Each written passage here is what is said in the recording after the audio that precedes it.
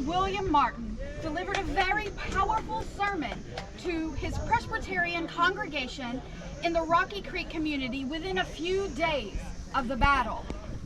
He delivered a sermon as some were fleeing to a newly established British outpost, hoping to find British protection after taking the loyalty oath. Martin's sermon was powerful, dramatic, and captured the mood of many Scotch-Irish Presbyterians living in present-day York, Chester, Lancaster, and Fairfield counties of South Carolina, Union and Mecklenburg counties of North Carolina. This dramatic account was documented by Elizabeth Elliot in her collected accounts of women during the American Revolution.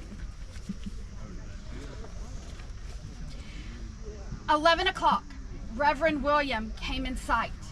He was about 60 years of age and had a high reputation for learning and eloquence. He was a large and powerful man with a voice which is said might have been heard half a mile away. As he walked from the place where he had hitched his horse toward the stand, the loud and angry words must have reached his ears.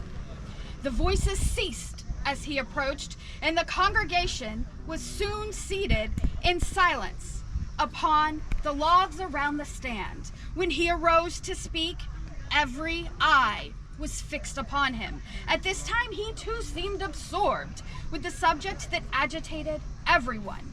He cited many passages from the scriptures to show that a people may lawfully resist wicked rulers, painted in vivid colors.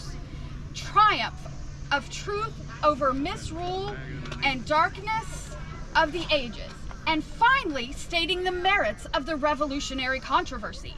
His address became eloquent with fiery energy, in a voice like thunder, frequently striking his clenched fist upon the clapboard pulpit. He appealed to them to fight valiantly in the defense of their liberties.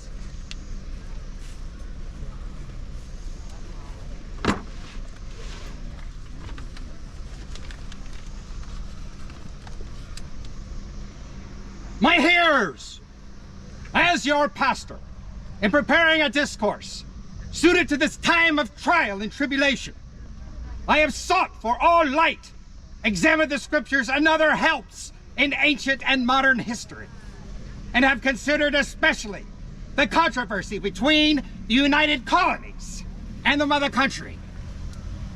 And unequivocally, I can express in uncertain terms, talk and angry words will do no good. We must fight.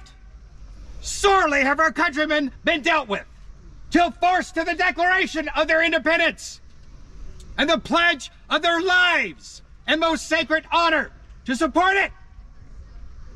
Our forefathers in Scotland swore an oath to uphold and defend the Presbyterian Kirk. Now is our turn, brethren, to maintain this fight at all hazards. Go see the tender mercies of Great Britain at the Waxhaws Presbyterian Meeting House. In that church, you may find men, though still alive, hacked out of the very semblance of humanity.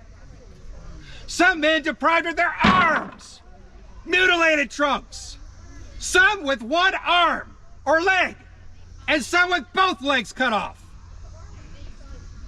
Is not this cruelty a parallel to the history of our own Scottish forefathers, who were driven from their conventicles and hunted like wild beasts? My brethren, we must fight!